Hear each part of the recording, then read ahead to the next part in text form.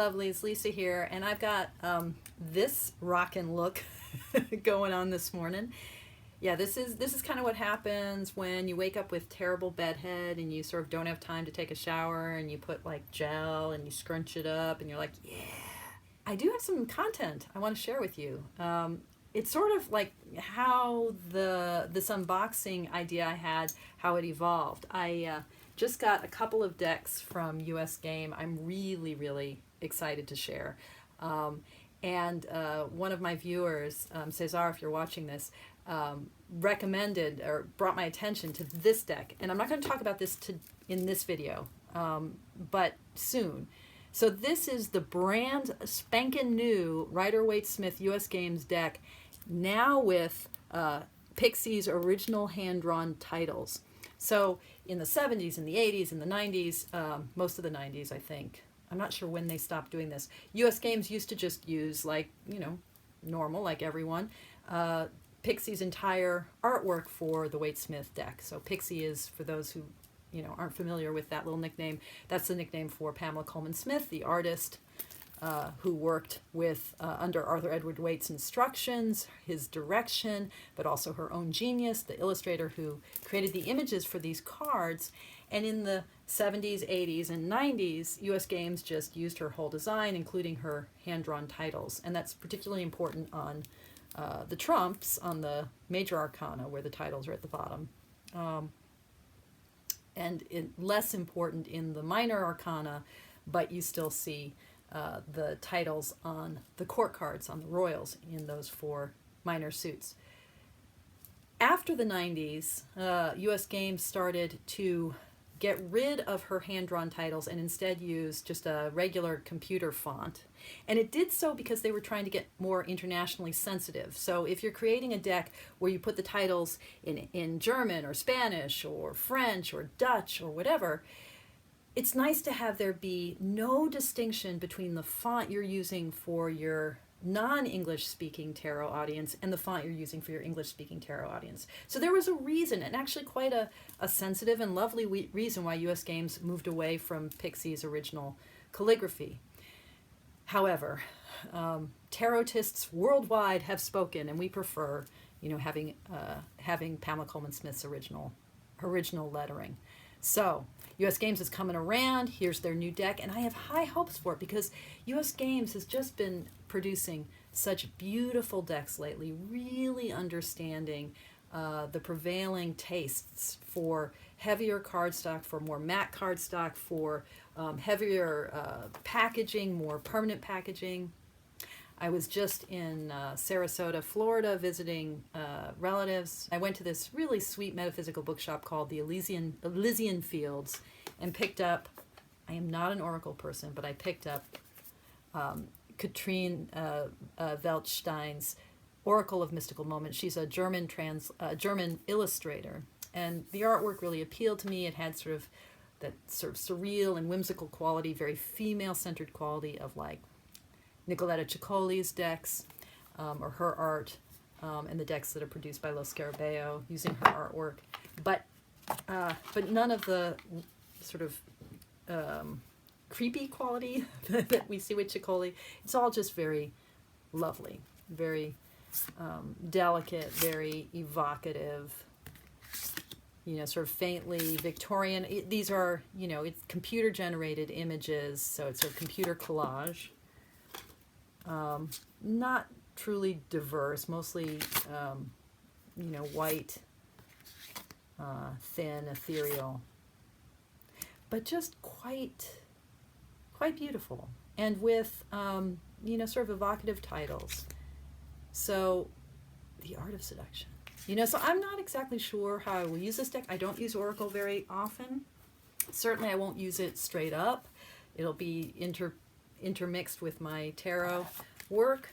But, what drew me to this deck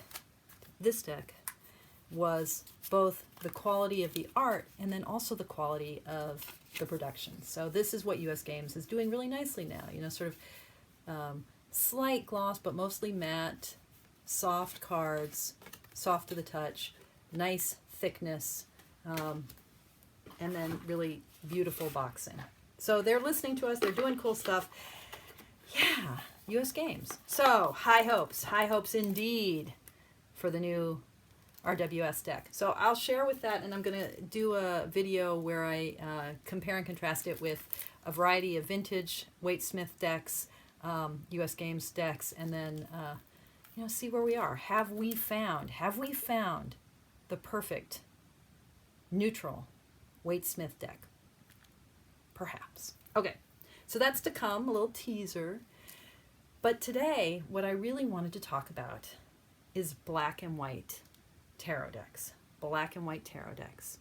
Now, historically, black and white tarot decks emerge as a study tool, okay, as a way to create decks that allow initiates, people learning the mysteries and sort of learning the esoteric meanings inscribed and encoded into tarot, for them to study by coloring in the decks themselves. And you can still find both kind of out of print on the secondary market, black and white decks designed for that purpose. And then also there's a deck called Color Me Tarot, I think, which may still be in print, may be easily located. So there are ways to use tarot cards to study the impact of color and imagery. But there's also this trend within tarot of simply using pen and ink drawings, black and white drawings, often accented in really potent and powerful ways with color, as a way to evoke a kind of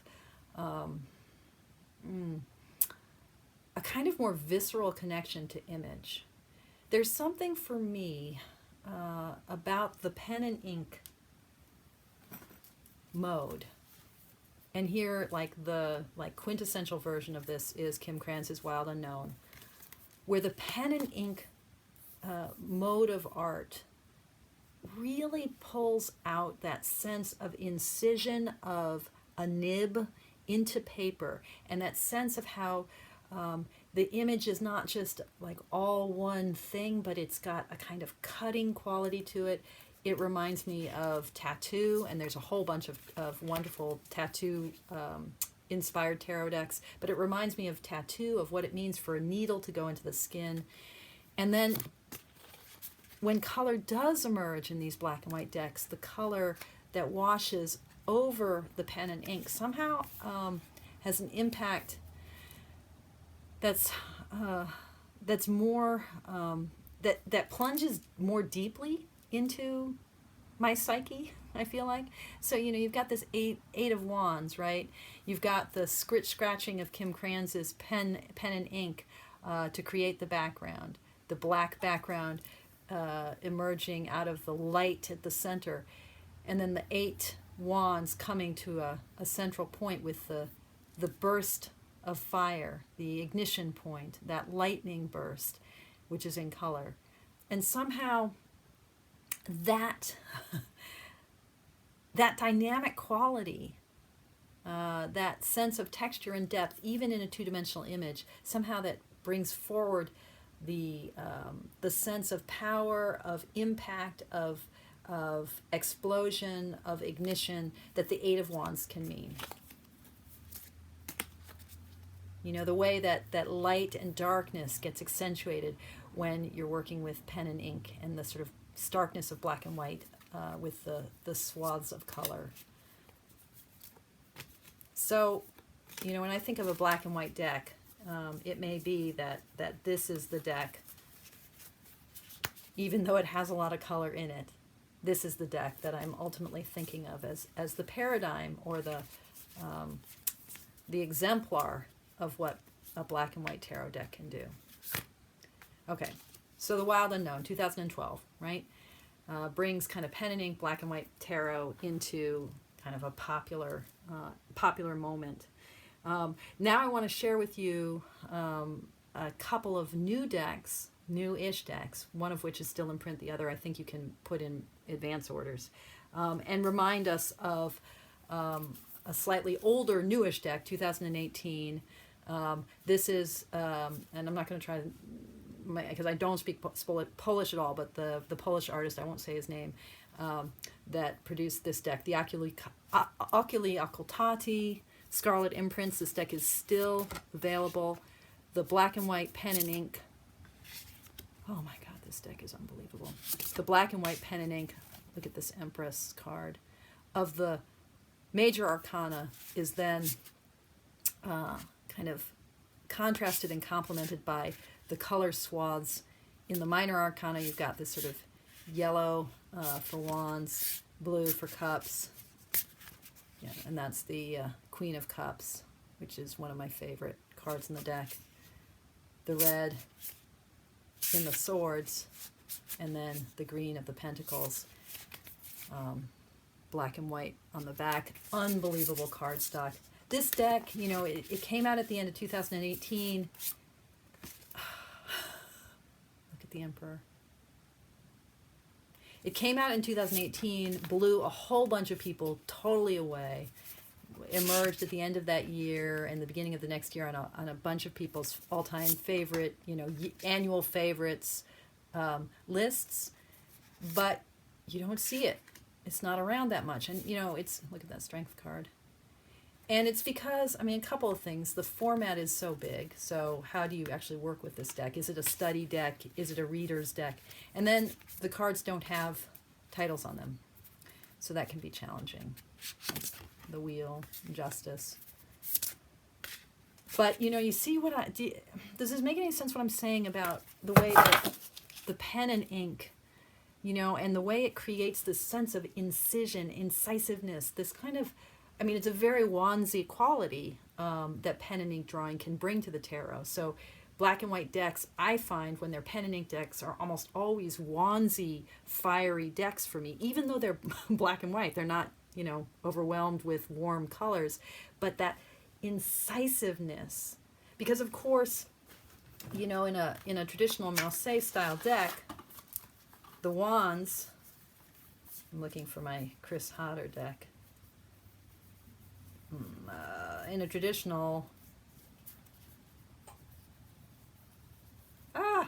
lordy, well, here we go. So, you know, in a traditional Marseille deck, the wands decks often have, the wand suits, the batons, often have this quality of nib, sense of a fountain pen. And in some of the 19th century Marseille style decks, that becomes really explicit. So here's the Tarot Classic. I believe that this will do it. The Tarot Classic. Hold on, wait for it. Yeah, no, this one isn't so much. That's not what I was thinking of. What am I? Oh, I know what I'm thinking of.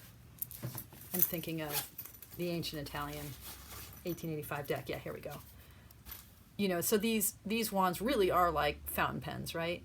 You know, that quality of the wands in the Marseille really have that sense of a pen, right?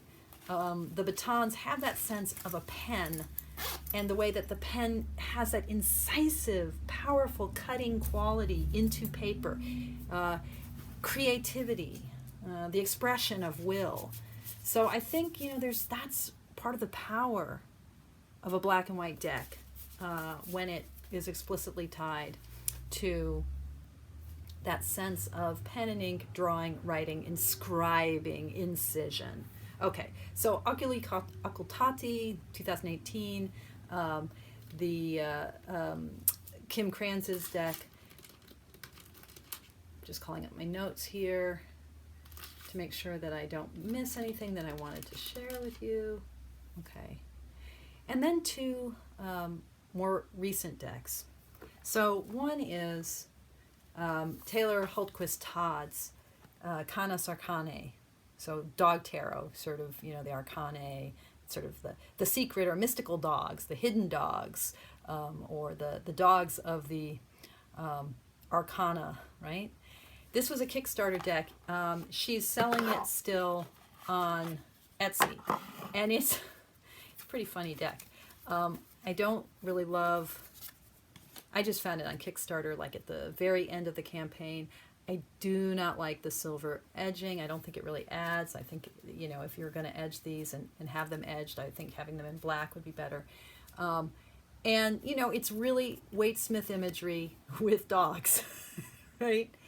And so, you know, sometimes that produces a little bit of silliness, like a dog's paw holding a wand. But there are things about it that are just so freaking charming. I love this Empress. This is brilliant. And again, that pen and ink quality is so charming, so kind of evocative, so stirring. The backs of this deck, you know, rose petals. But I mean, I'm a huge dog lover. Speaking of lovers, the Two of Cups. So there's no freaking way. That's kind of a lovely card. The 5, the 8. There's no freaking way I could avoid buying a dog tarot deck that had any seriousness to it. And I quite like what she's tried to do here. Cardstock is, it's more like that thinner Llewellyn, more bendy quality, but quite nice, really quite nice. I love how, you know, the 10 of Swords, she couldn't do it. She couldn't stab the dog in the back. But I like that the hilts of the swords have bones. Anyway, yeah, Dog Tarot. Came out at the end of 2019. And her Etsy shop is now selling, or you can get notified, I think, about this deck. I should do a dog tarot video. It's interesting to me that that there have been so few dog tarots. You know, what makes it so hard for there to be a dog tarot? You know, there's a way in which dogs are just not mystical beings, sort of. You know, they're very much on the surface. Look at that 9 with the little lace up jerkin. His tongue sticking out. It's quite a funny deck. So there's a way in which dogs don't lend themselves to the mysterium, right? Except that they are so freaking deep. You know, they are so freaking deep. So, dog tarots. The box for Taylor's deck, it's a 2-part box. It's not particularly fabulous, but if you like having a more durable box, this is a nice box. Anyway, definitely, if you're a dog person, definitely worth adding to your library. The other new deck, and this one is still in print, but it's as yet just a 22 Major Arcana deck, is Chris Adams' The Mushroom Tarot. And he is planning, I think he's calling this the first edition, because he is planning to have a full 78 card version of this deck. So I believe Chris is in Seattle, or he's somewhere in the Pacific Northwest. And this is a deck that is, you know, taking different mushroom species and matching them up with the archetypes of the Major Arcana. And I assume he'll be doing the same thing with the Minor Arcana. In the name of the Hi-Fi, the Spore, and the Holy Host. Yeah. I mean, it's, you know, in this moment when you have movies like Fantastic Fungi coming out, and when you have this real interest in psilocybin and, you know, so-called magic mushrooms, Michael Pollan's book, How to Change Your Mind, all sorts of research into mushrooms, and then this kind of interest in, you know, what is this weird thing? It's not quite vegetable, it's not quite animal. What is the spore? A mushroom tarot really probably needed to happen. And I ordered it, and Chris, so cool. Weird. He actually sent me this. He sent me a sticker and a lovely card and an extra copy of the deck. So I'm thinking, what kind of a giveaway do I do for this extra copy of the deck? He said something like, Lisa, I just have a feeling you'll know what to do with it. I've been thinking how to find this extra copy of his 22 card deck a nice home. But here's the deck. mycelium. So this is the sort of the bonus card invoking the, what does he say about the mycelium? He says, under our feet, and vibrating in the trees, there is an ever-present source of energy and life. Mycelium is the mycological power source, spreading life and regeneration in the soil and hosts it occupies. Use this card to reflect on the underlying power we all draw from. So the mycelium is kind of like, you know, the sacred, right? And, you know, notice these are kind of like the significator cards, right? A and then B. Notice the use of color here. Oh, I guess he has three of them, A, B, and C. The hi-fi. So what he says about the hi-fi. Hi-fi are the active ends of the mycelial fibers that grow the mycelium underground inside a host or reach up past the dirt and grow the fruiting bodies we know and love. Use this card to focus on nourishing your own growth and power. Think on the infinite complexity and beauty within yourself and reflect on the MA reading with that power in mind. MA here is just Major Arcana. Reflect on the Major Arcana reading with that in mind. So again, these are the significator cards. And then finally, the spore. And of the spore, he says, we send spores out into the world to create connectivity to the whole. Think on whatever you find in today's reading through the lens of collective oneness or interaction with something bigger than yourself. In all of the Major Arcana descriptions, we see a push and pull between inner reflection and connectivity to a collective being. A push and pull between inner reflection and connectivity to a collective being. After you've nurtured what's inside yourself, find a healthy way to share it with the rest of us. So that sort of push and pull between what's inner and what's outer. So these are the three significator cards. And then, and then his black and white cards for the Major Arcana, each of which offer a different mushroom species. Lovers. And, you know, it's of course Pamela Coleman Smith inspired, you know, like the Taylor's Dog Tarot. You know, it's really drawing on that Coleman Smith imagery with this black and white. I love that death card. With this black and white kind of incisive quality. Temperance. The devil. The tower is pretty amazing.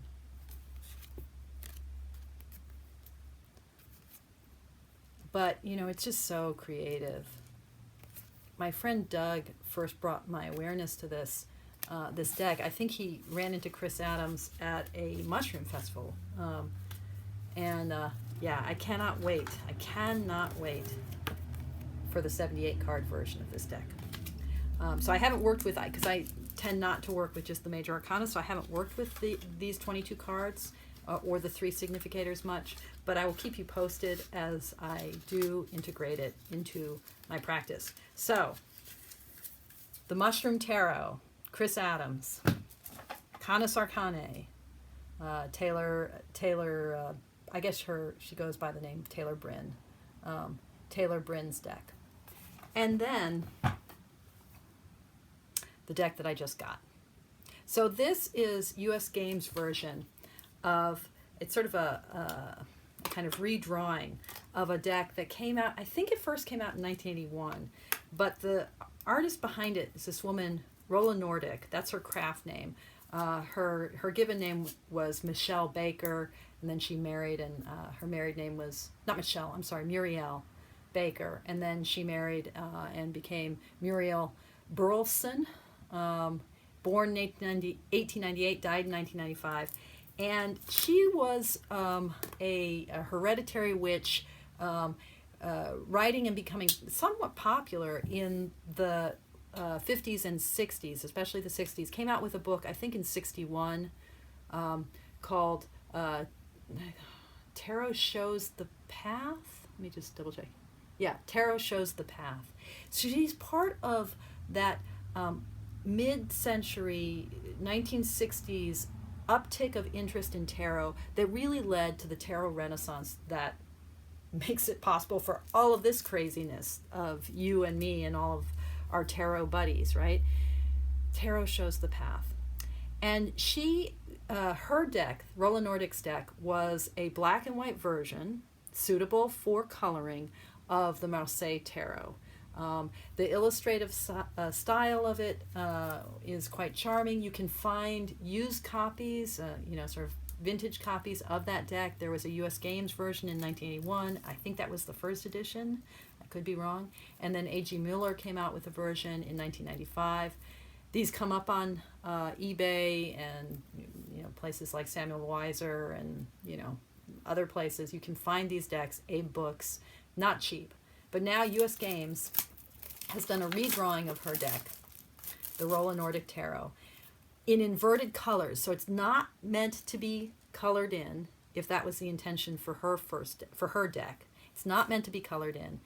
It's just using the kind of charming line qualities, that incisive pen and ink sense, but now inverted, to give us a Marseille style deck. And what it says, it's now a tin version of this, and it says on the side, Inversion Tarot is inspired by the artwork created in 1960 by Paul Matheson for the Rolla Nordic Tarot. So Paul Matheson was the illustrator for Rolla Nordic's deck, and is based on the ancient Marseille Tarot tradition. Okay. And then on the back it says, includes a 78 booklet. What does it say? I'm trying to read inverted print. I'm trying to read inverted print about the Inversion Tarot. Includes 78 pocket-sized tarot cards and 64-page booklet. Okay? Hot off the presses, the Inversion Tarot.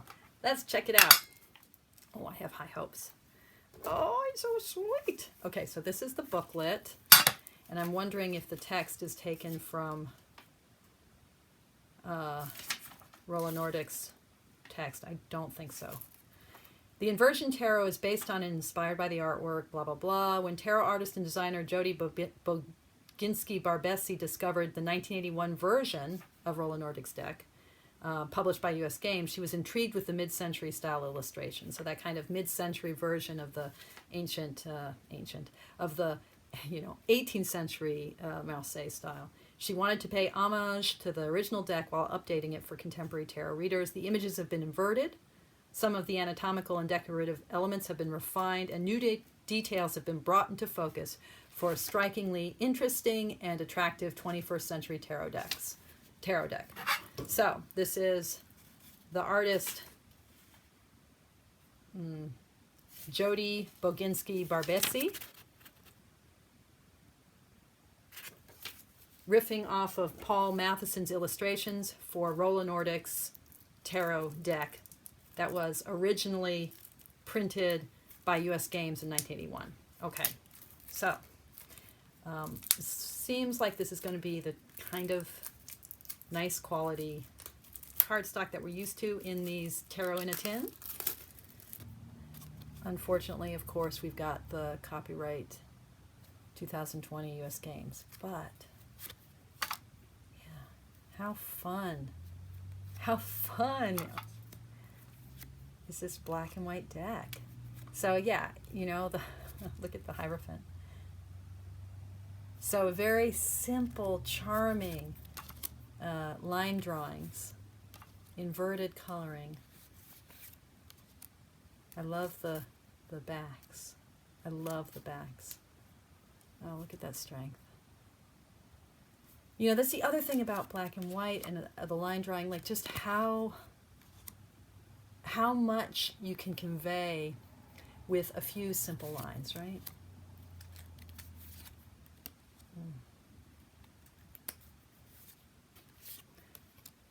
Speaking of titles, I like the font. Oh, I love that Temperance.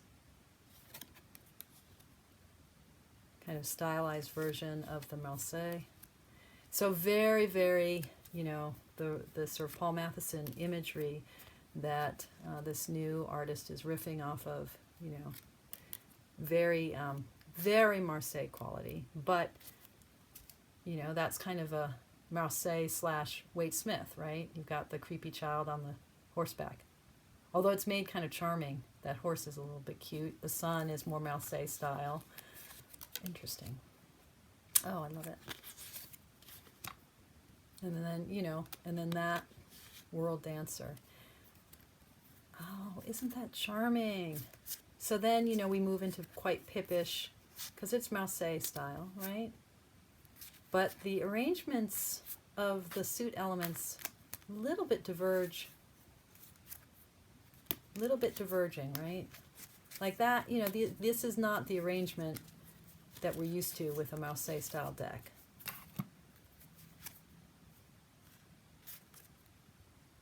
You know, and the court figures also a little diverging from what we'd expect with the Marseille style. So it's this kind of, you know, I'd have to look at, I don't own the Rolla Nordic Tarot with the original artwork from 1981. So I'd have to see how much of this is directly like Paul Matheson's arrangements. But it's definitely not Marseille arrangements of the suit elements. Love it. Oh my gosh. All right. So the Rolla Nordic Tarot deck in an inverted white on black. This is my latest black and white deck. More black than white. Oh, I love it. Love it. Okay. I will keep you guys posted as I work with this deck. Love it. Let's just see if I can have a quick one card pull to characterize the deck. Two of Cups. Okay, we're going to be good friends, me and this deck. Good partnership. The Inversion Tarot, 2020, U.S. Games. Stay tuned for, in the next few days, as soon as I can manage it, an unboxing and comparison of this new Rider-Waite Smith deck to vintage ones, and Mindful Tarot Mentorship Program, still open for enrollees. Check it out. In the next few days, I hope to be posting something more, a short video about the curriculum, but don't hesitate to drop me a line either below or lisa@mindfultarot.org if you have any questions. In the meanwhile, thank you so much for watching, and as always, thank you so much for your practice. Bye, y'all.